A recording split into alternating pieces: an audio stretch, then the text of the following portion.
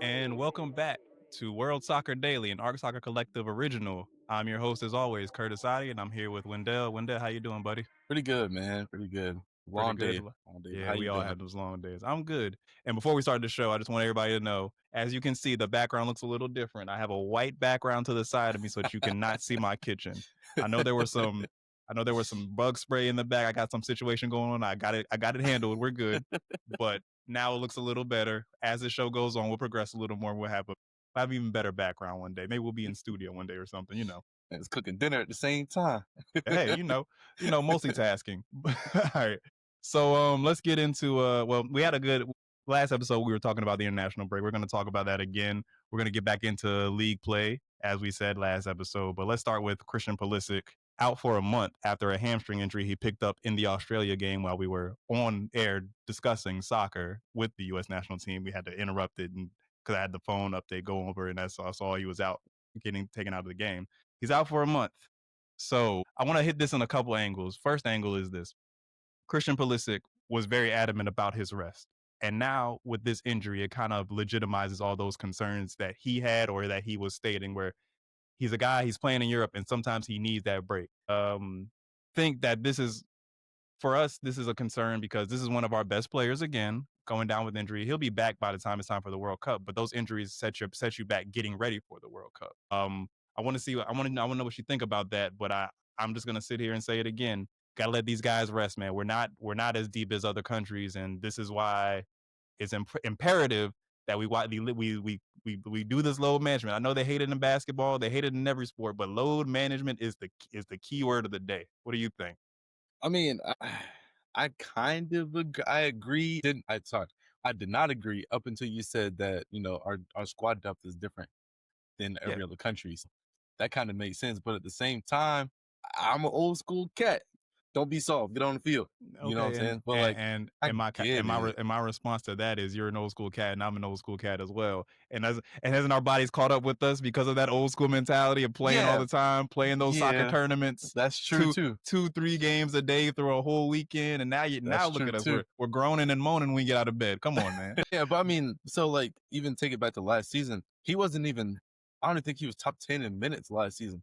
Mm-hmm. So like, if other players can do it and not complain about it, but I guess everybody's body is different. But you see what I'm trying to say? Like, Yeah, it's it's people that do it.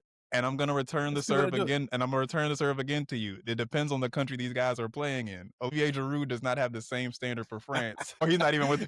Olivier Giroud doesn't have the same standard as a Christian Pulisic for the U.S. national team, or Rafael Leao for that matter. He has way more time to rest because they have so many other players that they can put out there as opposed to a U.S. national team. So it Well, all depends on what your club has, what your national team has, and what you can well, do. And he's out there, and again, right now he is playing the best soccer of his career, agreed. and he's playing a lot at the same time, and he's out there going for it. Like, watching this game, I'm like, I wish he was playing like that for Chelsea, but I understand the situation was different. But he's out there going for it, and you have to think about it like, man, he's out there playing his heart out. We need that. We want that. We want that for the U.S. national team, but we know he can do it, so we don't have to put him out there every international break. We don't put him out there every international break as is, but respect the man's rest. That's all I'm saying. Yeah, I mean, Virgil goes out there and plays for Liverpool every minute of every game, and then goes to play for Belgium, Netherlands, Netherlands. Netherlands. We'll talk about that later too. You know.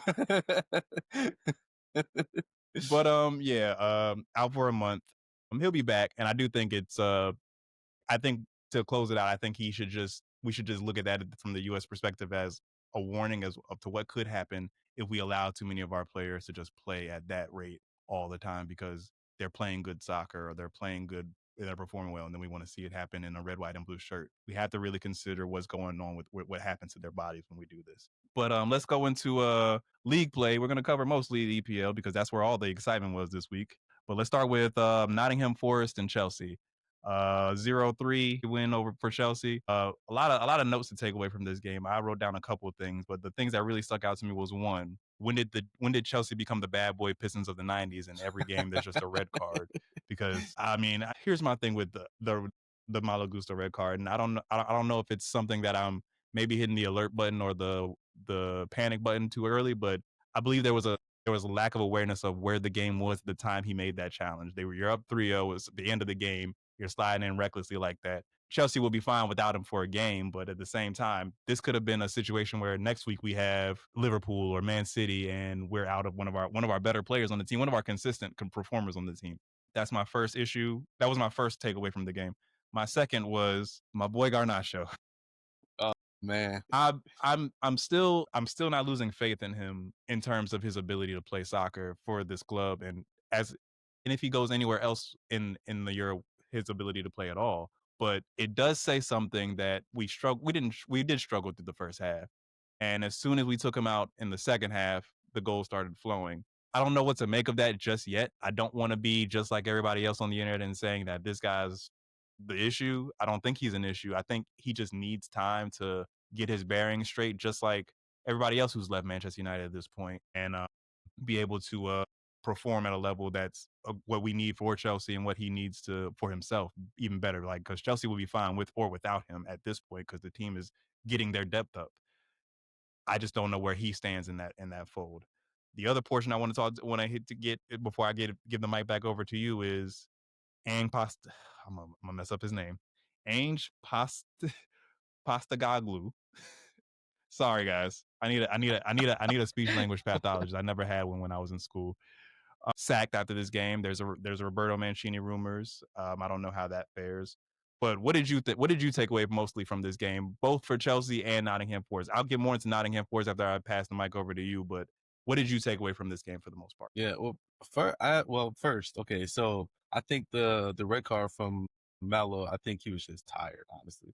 That slide tackle, he was way behind the play. Huh? He know he won't get into the ball. And he was like, you know what? I'm gonna just slide. What's the worst that could happen? Obviously, you get a red card, but I don't think he's too worried about it. Like, That is the worst that could happen. that is the worst that could happen. The worst that could happen could happen, and it did happen. So their squad depth is fine. But they'll rotate players into that spot. They'll be okay. I'm not worried about it. Now, But what when it about comes, Garnacho? well, I say when it comes to Garnacho, the talent is always going to speak for itself, right? So like, Mhm. clearly he's talented. He got into the starting lineup today. But I think with players like that, you need consistency among the team. When you don't have that consistency, and you have 32 wingers, 32 left wingers specifically on one squad, you Hey, changing them out every game. 33 is coming, baby. Yeah, it makes things difficult. I mean, some players can overcome that. Pedro Neto, I'm very impressed with how Pedro Neto has played this season. Playing I've always tremendously. thought it was a great player.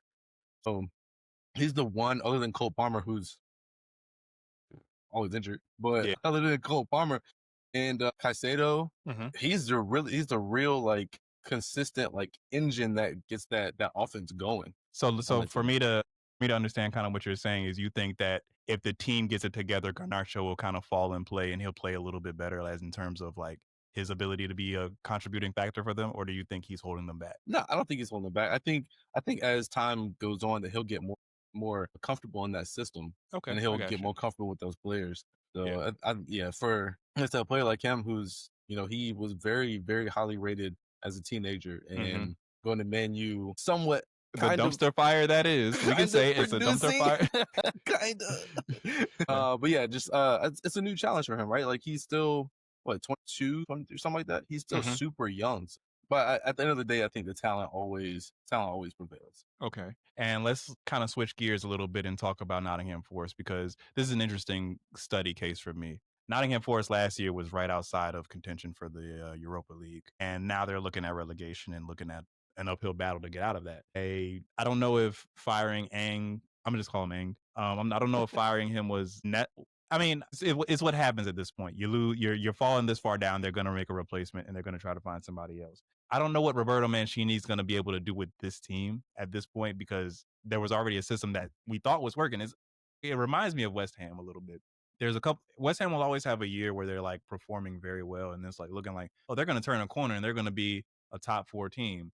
Nottingham Forest last year, and I think, if I'm not mistaken, the season before last seemed like they were getting ready to show the world that they could also compete at that level and be a club that can perform and get into the Europa League consistently, and then maybe 1 year or two they get into the champ. They sneak into that top four Mhm. if a bigger club has that just collapse at the end of the season. Now we're looking at it as all right, we're in stay in the Premier League mode. I don't know.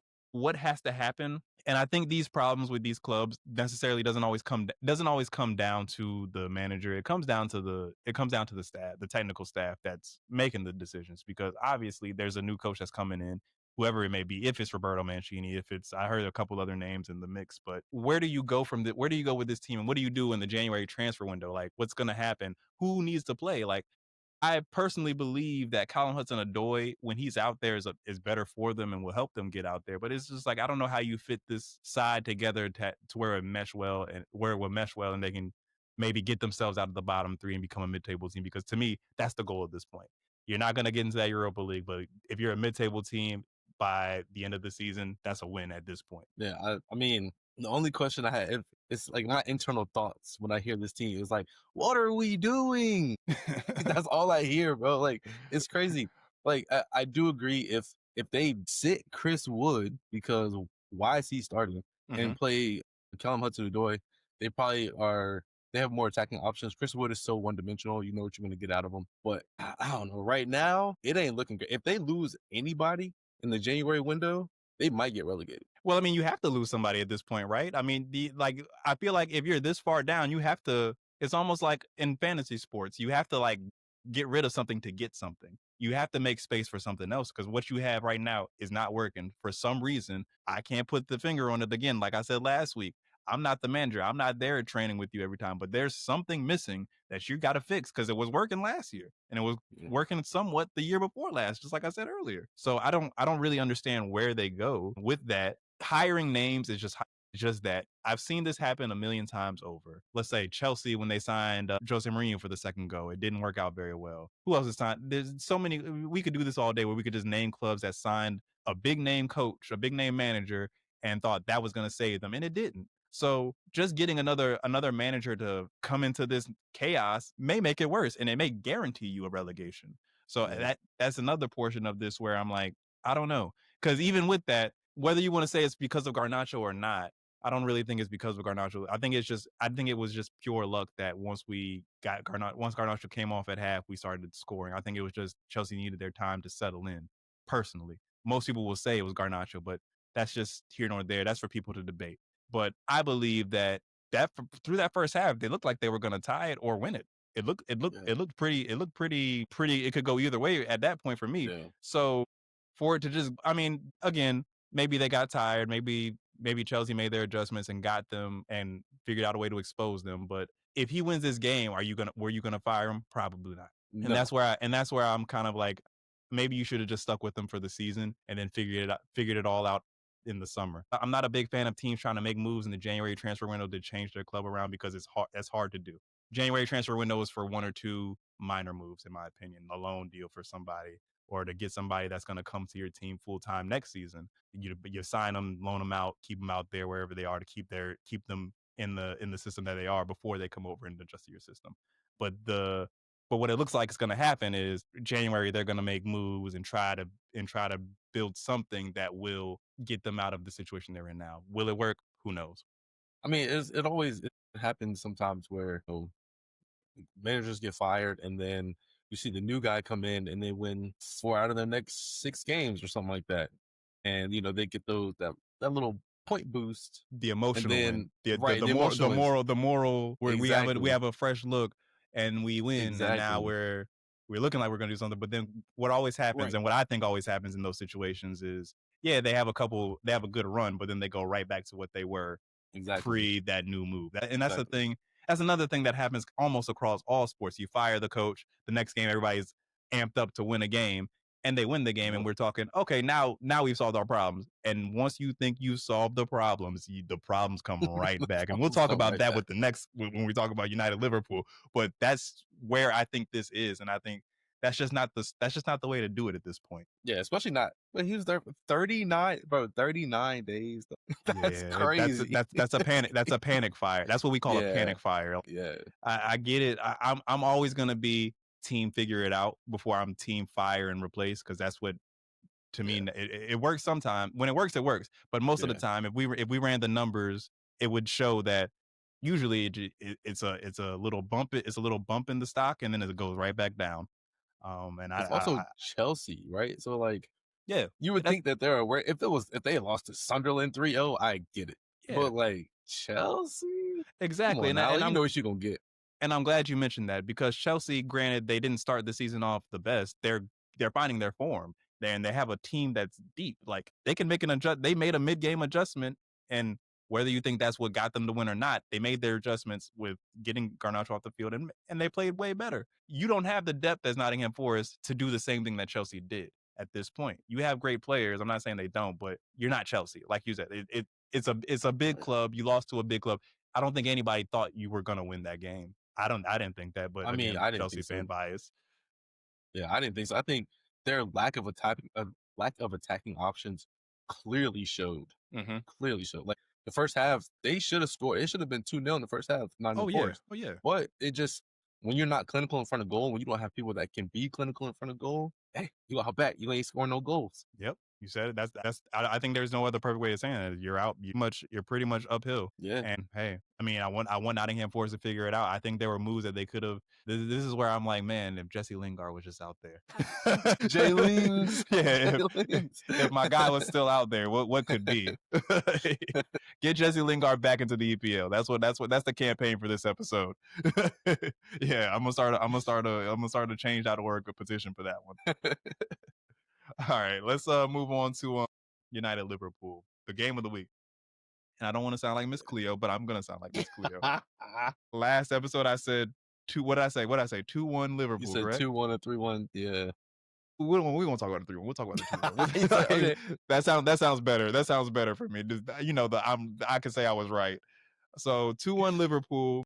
I'm gonna say his name again. Bueno. I'm gonna say his name Brian wrong again. Mbuemo. Mbuemo scored an early goal, 60 seconds. It looked like throughout that first couple of 15, 20 minutes or so, the game was wide open. Everybody was on edge, both Liverpool and United. And then you saw Liverpool have the possession for, I want to say, the majority of that first half, and even the majority of the game they had possession. But United kept coming, and United struck again with Maguire in the second half after it got tied up by Gakpo.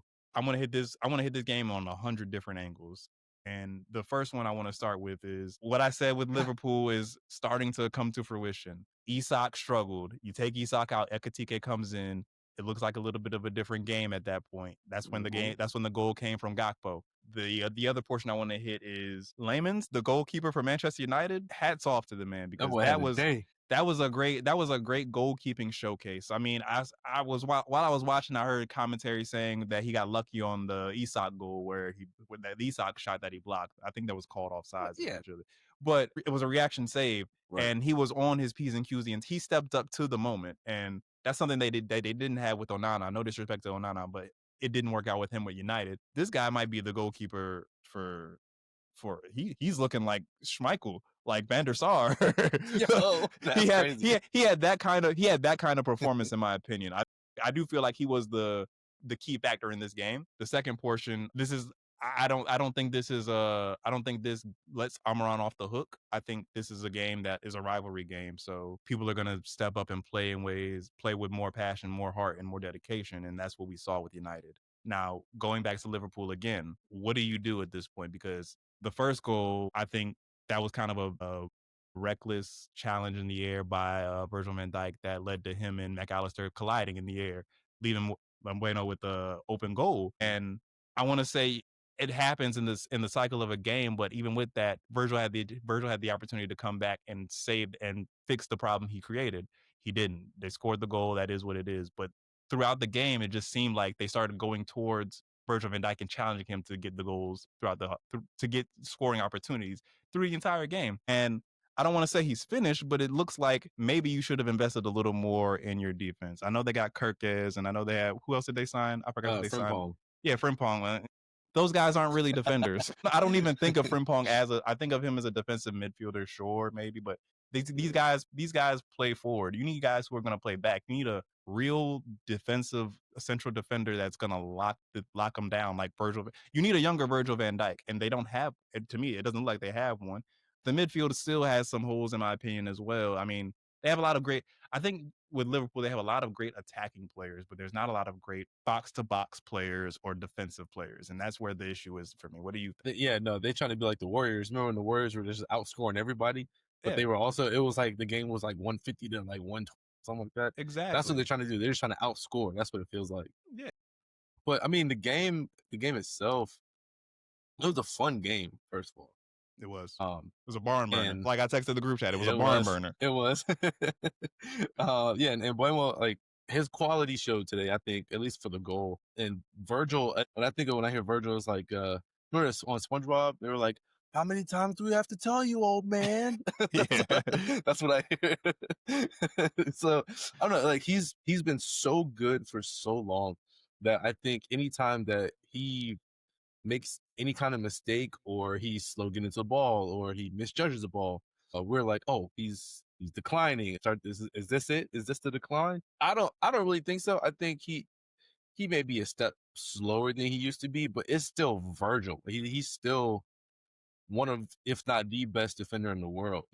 I don't think See, I don't think and it's I don't think it was on decline or anything like that. but see, that's where I'm kind of like I'm in a rock and a hard place with that one because even in the Chelsea game, I felt like he was a little bit of a liability there as well, and he just couldn't really get the job done for Liverpool. I don't expect him to be the one getting the job done at this point in his career either, though. I feel like this is again team planning. Like you have to be able to plan your team around what's becoming. I mean, he's getting up there in age. What's becoming an older player versus getting a younger player to take over when he gets there. The best teams always have a backup, always have plan B waiting in the wings. I don't really see a plan B for Liverpool in terms of who's going to replace Virgil van Dijk. He's 34 years old.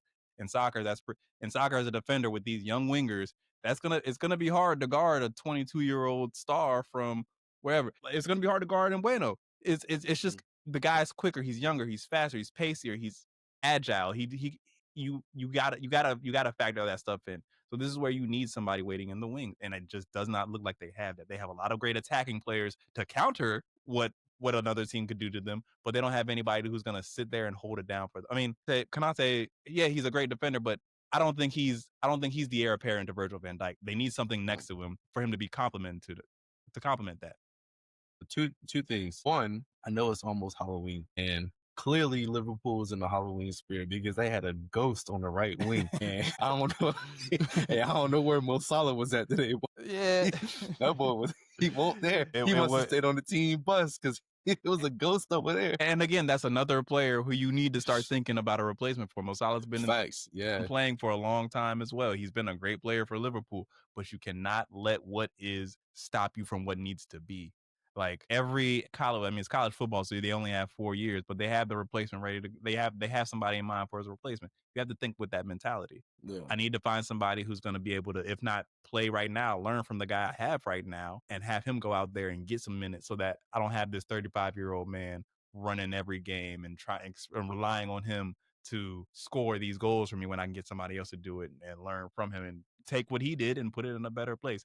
That's what Sir Alex Ferguson was so good at with United in his time, was being able to find the next guy, find these guys like when he had Raphael and all these other young guys that would come out of the academies or he'd sign from elsewhere to replace what they had in those mhm. moments. But Go going ahead. off of that too, though, that's kind of going back to the talk about Nottingham Forest, which is get hired and fired like that. So we don't have time to, afford to bring in a 19-year-old center back who's, he will be good one day, but we got to get these wins now. We can't Yeah, get these wins in the future. but Liverpool is a team that seems like Arne Slot isn't going anywhere for me. So they have I the agree. ability to do they have the ability to do what I'm kind of proposing, which is bringing in young guys and seeing what they can do, as opposed to what they're doing now, which is signing a bunch of attackers who were at this point not working out. It's Yeah, gonna if Isak doesn't score, if Wirtz doesn't score in the next couple of games, it's gonna get worse. It's gonna keep piling on for these guys, and that helps their confidence yeah. in no way, shape, or form. You're gonna fall down a ladder. You're basically handing Arsenal the title at this point. You're like, God exactly. You're like, bless. you're not competing the way we thought you would compete. And when it gets worse, it gets even worse. Like there's nothing else to say at that point. So I do believe the goal at this point is the best move for the best course of action for me at this point is keep Ekatike out there. Like Agreed. like I like what I was saying when we were talking about the game. Let's get back more into the game as well. Is When Isak was out there, he had his moments, but nothing really came of them. When Ekitike was out there, it's just like he's moving, he's pacier, he's trying to get something going. It's like he wanted it more. Yep. And I don't believe sacrificing the player that can do that to try to get Isak onto the field to be that as well is worth it at this point in the game. You're already behind in the Premier League. You need to get back up top. If they were top of the Premier League right now with a couple points to spare, put Isak out there, let him figure it out. But right now you're not in that situation. So for me, you have certain players that you know can do it right now. Get those players out there. They need to be looking in that January transfer window for something on defense. No, I agree. I agree. I Like think Ekitike needs to intensely. start. Yeah, yeah. I heard there are rumors of Dortmund won't let him go, but Nico Slaughterback, I that would be mean, a great it's replacement. it's Dortmund. They might let him go. They might, but if they want to finish top 4, they shouldn't. But going back to So our conversation last week, is finishing top 4 more important than selling a player and getting the money they get out for of that? Dortmund, yeah, because their whole goal is to keep up with Bayern. Anyway, so but I'm getting off topic. Yeah, we're getting on topic. Damn, I don't even know where I was going with that. Wow, You were you there? going I don't even know. you were saying that they were trying to sign him over to Oh Liverpool. yes, yeah. So yeah, to try and get like replacements like that. He's younger. Yes, he's I think 26 or something, 25, 26, something like that. That's an experienced player, but still young enough to where you can still rebuild your team and your defense around it. So they need to be going after players like that and not necessarily always trying to bring academy players up to just throw them into the starting lineup. True, very true. All right, now let's talk United for a second. Let's go back to United, I guess I should say. Where do you think this leads them with this to me, it's a moral victory at this point. I still believe that United has holes that they have to fix. And again, like I always say, a rivalry game, they could have been facing relegation. They probably would have got this same result because they have to step up for this. What do you think? Where do you think they go from here? And what do you think is the next move for them? How do you think they should start? What do you think they need to do to keep this momentum, even though I don't think it's plausible at this point? Okay. I'm gonna say what. All right, so it's not gonna happen because this game was erratic, and them playing erratic kind of favored them a little Mhm. bit. Will they stay consistent? No, I don't think they will. But in order to stay consistent, I think that their attacking players need to start firing, shooting, everything. That's the one thing. This is their first goal, like not first goal, but first goal that's like not a set piece or something like that. Gotcha. Yeah, Yeah, yeah, yeah, yeah. yeah. So I think that you got to shoot the ball. You can't score if you don't shoot. Hopefully, this gives their attacking players confidence. In Buemo, hopefully, this gives him confidence. Cunha, he played a pretty good game A today. great player. And Yeah, he played a also great game. just throw another one in there. Bruno Fernandez again, play like he always does. Solid Play as a out of rock. control. Played out of control. He's the one consistent thing for Manchester United that without him, I don't think they win this game. Even though it doesn't necessarily show up on a stat sheet for him because he didn't really Yeah, get any assists or goals. But yeah. he to me is the engine of this team. Like I said, Paquetá is the engine for Brazil last week. Mhm. He is what keeps this team going even in those times of doubt. And I do believe that they have to start getting these guys that they are bringing in to understand the play around him so that he can make them better. Yeah, I think Embuemo play benefits with him on the field. I think even down to defense, Harry Maguire, like everybody has so much more confidence when he's out there. absolutely. So you have to guard that. One, you have to watch that because you don't want him out there getting overworked. But you also need to figure out a way to amplify him by amplifying the players around him. Yeah, I think when they scored that first goal, it was like a weight was lifted off their shoulders. I did not expect it to be that. I didn't expect I it to didn't be that either. fast because I was like, oh, okay. Like, Yeah, I I didn't thought it either. was gonna be. I thought the first half was gonna be very slow and very Mhm. kind of like quiet for the most part. Same. But then once that goal went in, I was like, it's wide Yeah. open now. Yeah. I did expect Liverpool to come back and get a goal right then and Bro, there. they always hit the the meme where the dude sits up and playing video games. Yeah, That's Liverpool every time they get scored on. yeah, They get scored on, they're like, oh, like we should start playing now. yeah, exactly. But Well, if y'all play like this from the beginning, you'd be all right. yeah, but it felt like they still had to work for that goal that they got with Gakpo. Well, I will Absolutely. say Gakpo was again, the entire game, he was playing consistently Yeah. as well He too. played a Like great he hit game. the post 2 or 3 times today. Yeah. He could have changed the game around himself, but again, that's where you're relying on one player, and it doesn't work out sometimes. You don't get that. He didn't get that lucky. He could have easily changed this game himself, and it could have been 2-1, 2-1 at half if he had gotten a couple lucky angles on those goals. Yeah. Again, shouts out to Lemons. He's Hey, through this game. This is the first game I've seen him play. Solid performance. Let's that see if boy he playing keeps like it up. Matumbo. Yeah, let's see if he can keep it up.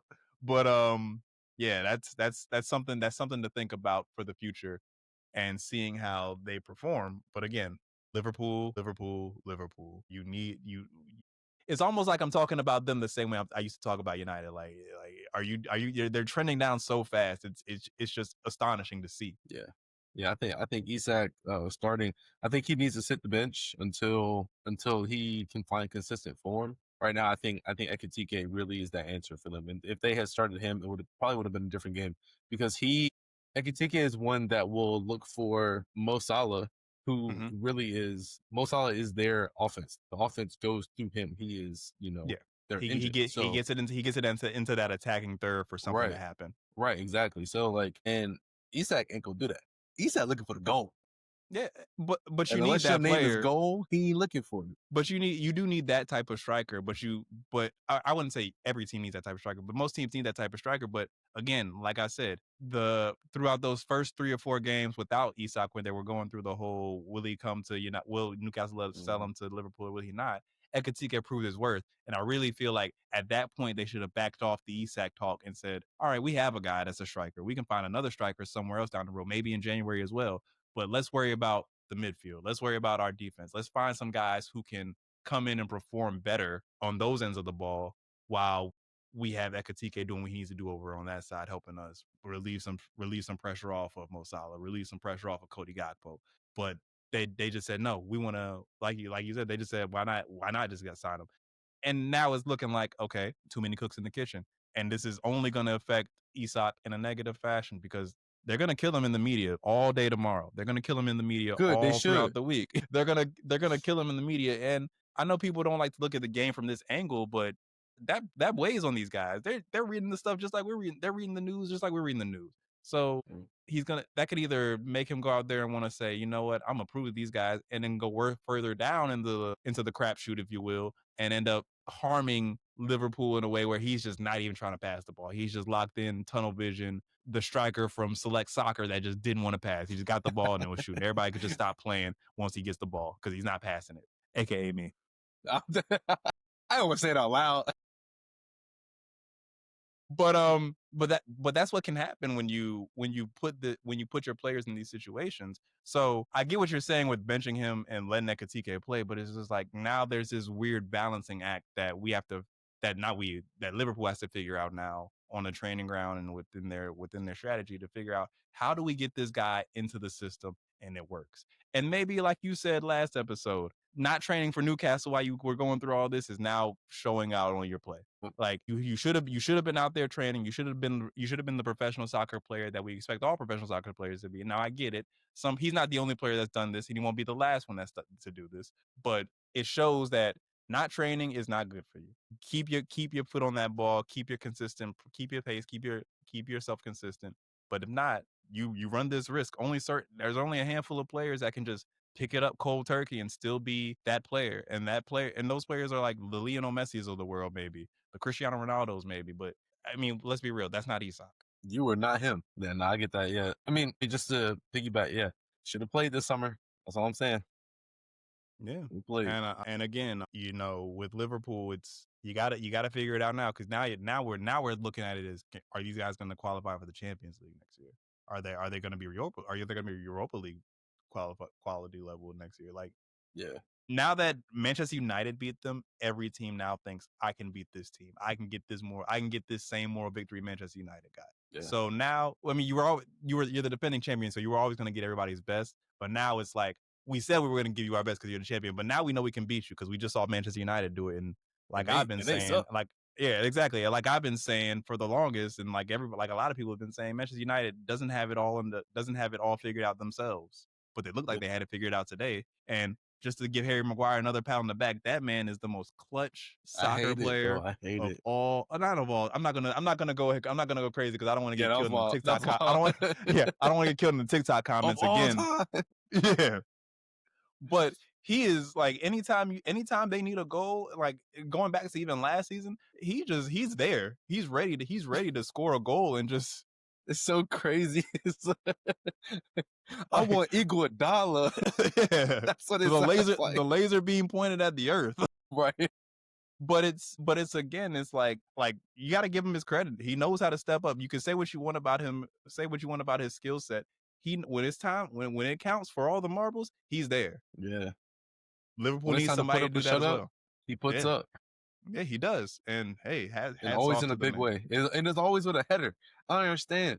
They get these late. If you are tied to Man U and you see Harry Maguire walk into the field, it's over for you, bro. Tackle him, like literally take him off, take the red card because he's somehow the ball finds him in those moments. I don't I know don't get it. how, I don't know why, but it always finds him and he always makes the best of it. Like Oh yeah. he's really one of those ones. But again, before we move on to Real Madrid and Endrick, I want to also talk about Cunha. Cunha was showing that he's getting there in a Yeah. way that he can also be a great player for Manchester United. And I just don't know what they need to do next to like keep that momentum going with him. But there was one play where he was kind of like on the end line, like with the ball dribbling around, and he lost his footing, got up, got past two Oh yeah. Liverpool defenders, and kept dribbling. I was like, oh my, who is this? Like, what's going on here? Like, Neymar, is where was that this? you?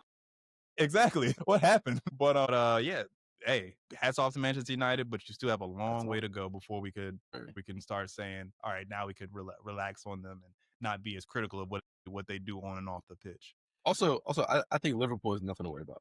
They'll be fine. They're gonna make Champions League. They're gonna Are be you okay. sure? I, Okay, I so promise you. I promise you they're gonna So be before okay. we move on, let me just say this. I'm never gonna say a team is fine because I've seen this happen too many times over. We say it's Liverpool, or we say it's Chelsea, or we say it's Arsenal. They'll figure it out, and then they don't figure it out. So I'm not saying they're not gonna be in the Champions League. Okay, they can come back and get into that top four. But it's Mm, harder and hard. But as time goes on, and as these clubs start getting more money, it's harder to just qualify for that top four. That top four is gonna be a it's championship hard. for these Yeah. teams in itself in like Yeah. 5 or 6 years. It used to be very predictable when we were younger. And as time has gone on, clubs are coming up and growing and growing and growing and competing for those spots. Crystal So Palace Liverpool, exactly. randomly. Yeah, like, and sometimes again, these teams do eventually crater back down, but it's becoming a lot more competitive to get into that top four, even let alone that top Absolutely. six, top eight to become a European What? qualification Yeah. team. So I'm not gonna sit here and say, oh, they're gonna get it either way, because I truly believe that, especially when you have a lot of stars in star power, it's harder for it to come together because guys think they should be the one carrying the torch and carrying the pace for the team in order to win the games. And that's when you end up looking up and seeing, we're 12th in the EPL. What's going on? We have all these guys. We have all these. We signed Frimpong. We signed Isak. We signed Ekatike, and we're still struggling. So I really do believe that, one, this is no longer Jurgen Klopp's team. Last year you had a little Oh, more of the remnants facts. of Jurgen Klopp. So Yeah. that may take an effect with Could this have been team as it. well. Yeah. And you have to adjust from because of those things. So I'm not gonna just say, even though it looks bad right now, they'll figure it out and they'll be, because every time I say that, at least maybe it's a curse that I'm putting on teams, they end up not doing it. So I'm not gonna I'm still very much on a anything's possible at at this juncture. They do need to figure it out quickly though, because Yeah. we can forget about this. We could be talking about something else next week and not even worry about them because they've gotten back into the top 2 or 3 or 4. But Right. until I see it, I'm not gonna say it's Yeah. easy. The Kurt curse is real. The Kirk curse is very The real. Kurt curse is real. I'm looking out for Liverpool for no reason. Like, Right. Yeah. I have no reason to look out for those guys, but I'm still looking out for them. Aren't they your ops? Yeah. I'm a Chelsea fan. Everybody's the ops. All right. Well, before we close out the show, let's talk about Real Madrid. They won over Getafe today, but I really want to get into the curious case of Endrick at this point, because it's interesting to me that he came in last year with so much hype, so much regard, so much like talk that this was the next guy for the team, and we've yet to really see him take form for Real Madrid.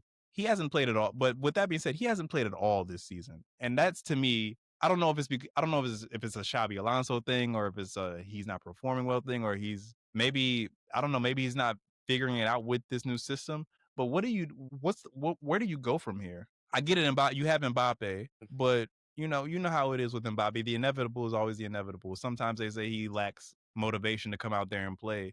but you're not playing the other guys. So I'm really worried to say that he might not pan out for Real Madrid, and we barely even got to see him take the field for them. What do you see from this, and what do you think is going on over there with these guys? Because Oh, to be honest with you, I'm genuinely I don't even know what to make of it at this point because I had my eye on this kid. Like I was thinking to myself, man, this guy, there's so much hype around him. I saw his Brazilian league highlights, and I'm like, okay, this guy looks like he's pretty good, but we haven't really seen it for Real Madrid. We've seen a couple of times last season where he played and he played well, but he's disappeared.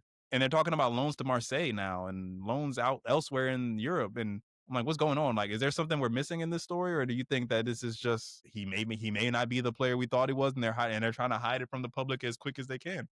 yeah, I think remember last year when we were talking about him, and I was like, it ain't that many highlights on this kid, but I don't know. I don't know if he's him. It turns out he's not him.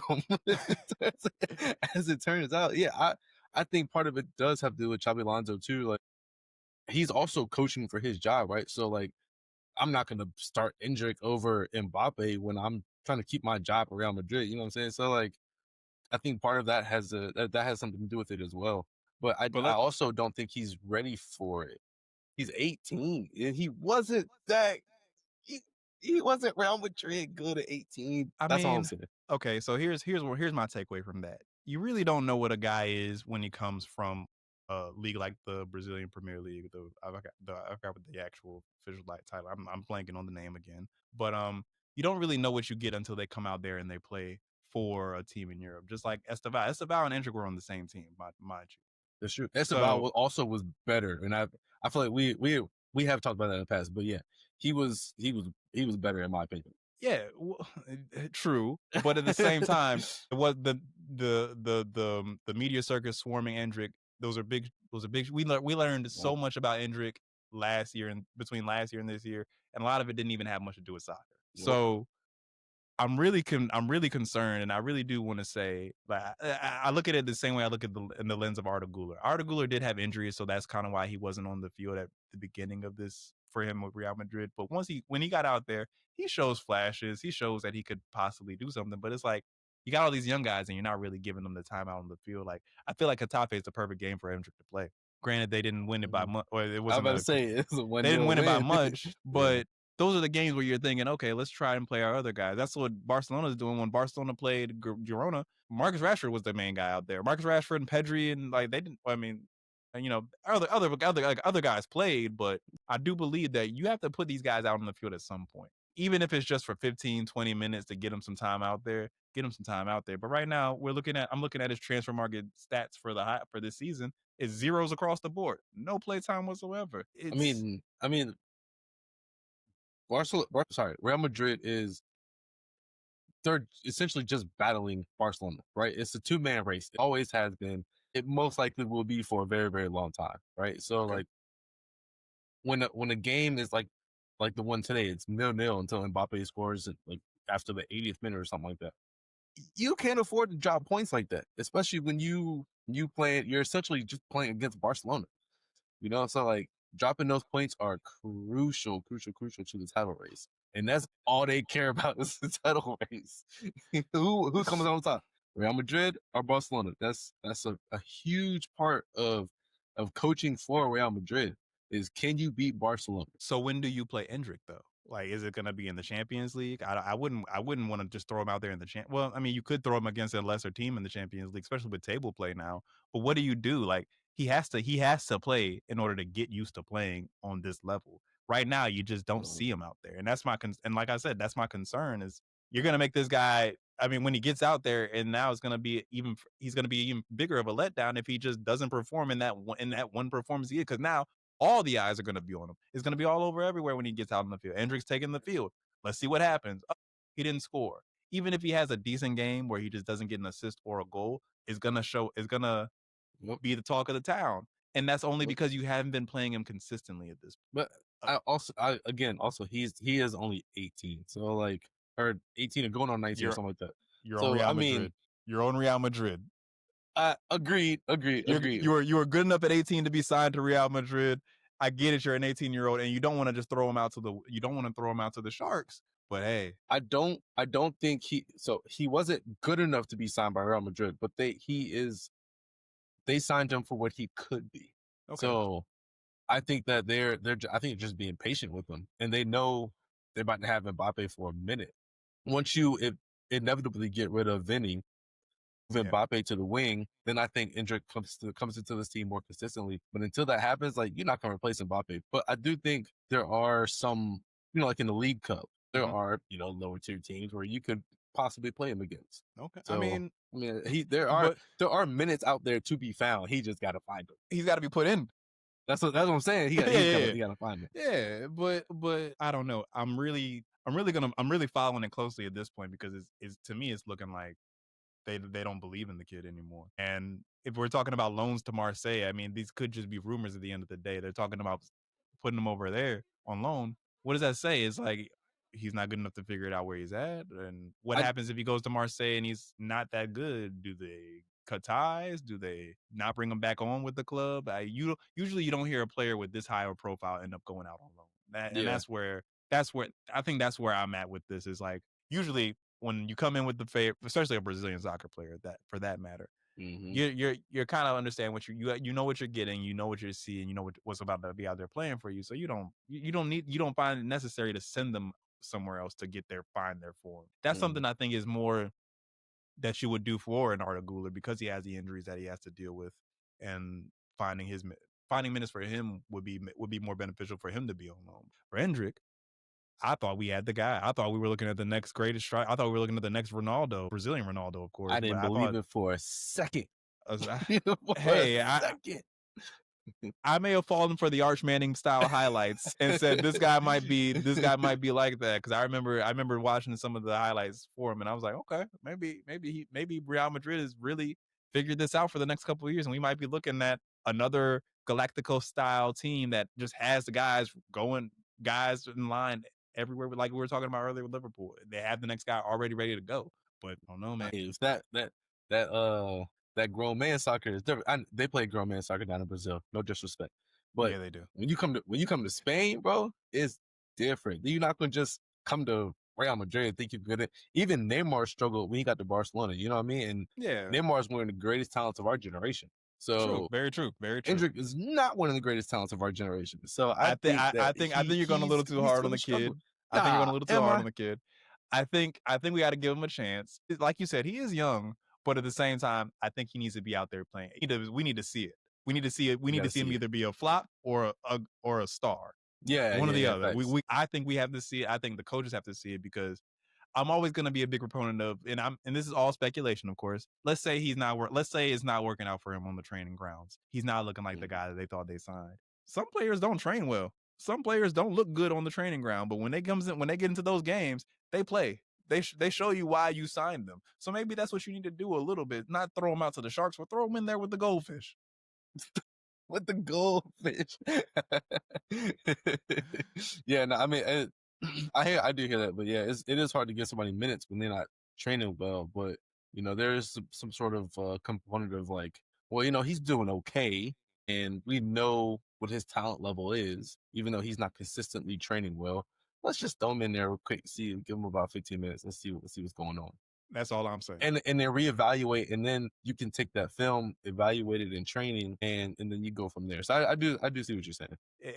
To me it just looks bad that he's not getting any minutes at all. If he was getting like his 15 or his 10, even stoppage time, let's put him out there so that we can waste some time.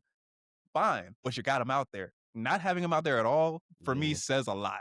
It says a whole lot, especially for a player like I said of that caliber to just be gone or not Yeah, gone, but just not just in the limelight anymore. disappeared. Yeah, Only time you see him is when they pan over to him on the bench, looking in a warm up uniform, and that's not good for him. That's not good at all. Like the no, I agree. it was supposed to be Lamine Yamal and Endrick, and then a couple, obviously the other young guys as well. But these were the young guys. We were like, okay, these guys are going to start playing. They're not going to play the most. They're not going to be the stars right off the bat. Lamine Yamal kind of threw that out the Yeah, window. But these guys were going to be the next batch of guys coming up, Arda Guler, et cetera, for both Barcelona and Real Madrid. But right now, Barcelona's young guys are out there getting their time. Real Madrid is getting some of the young guys, not the young guys that we expected. I mean, Gul is getting his time, but he's not getting crazy minutes either. Right. Endrick is just not there. Yeah, I get that. But again, I think when Xabi Alonso, he's trying to win, to me it's not worth it. And even then, I guess to go into this background of things, like maybe the board is not even pushing him to play Endrick a little bit. You know what I'm saying? They're like, we want you to play him when he's ready because we don't want to put him out there to look bad. You know, we want them to see the best product that Real Madrid can produce. And I guess to play that side of it, to play that, I mean, he, like you said, he is 18, so there is time. They can hold on to him for 2-3 years, and he'll only be 22, 23, 20 something, a young guy still. So there is that hope. There is that silver lining, I guess you could say, that maybe it's just, hey, we're not going to put this kid out there. He might get hurt. Right. They're protecting an asset. Hopefully that's what it is, but to me it doesn't look that way, because he came in with a completely different craze around him. Like, we're gonna see this guy and he's gonna be Pele reincarnated, or Ronaldo, or they named every Brazilian great and said Endrick. Yeah, the disrespect is, but I get the hype though. Like the hype is, you as a player you want that, right? Because like that means I'm going to get paid more. So, exactly. But like you gotta be with it mentally to, you know, you gotta train hard. You gotta do what you can to get it to the team. I'm not saying that he's not. Very true. Very true. All right. Well, there's been another episode of World Soccer Daily. We'll see you guys again on Tuesday, where we'll have a great episode for you again. We'll go into some of what's going on in the games that are in the past. We're going to talk about what's going on next week. Do a little sports betting odds and see what you guys think about that. You can follow us everywhere again. You can follow this show, World Soccer Daily, on all podcast platforms, Substack. Make sure you guys subscribe. Follow Arc Soccer Collective all everywhere on social media, www.arcsoccercollective.com. Wendell, it's been a great episode. I'll see you Tuesday. See ya.